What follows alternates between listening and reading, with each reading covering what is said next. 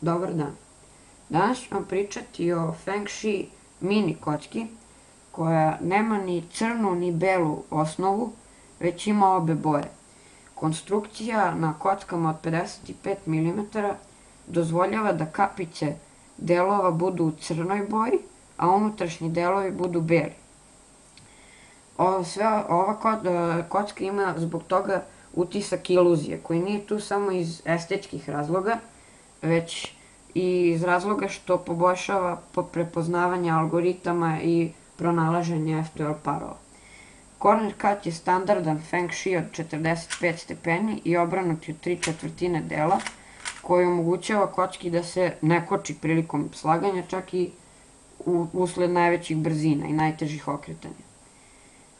Performanse kocki su odlične, okreće se brzo i ima prepoznatljiv Feng Shui osjećaj.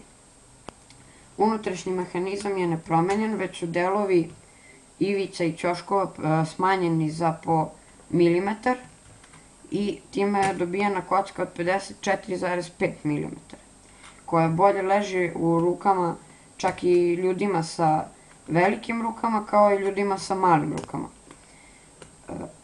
Ovu kocku koriste mnogi speedcuberi koji su pre toga koristili 57 mm, zato što im bolje leži u rukama.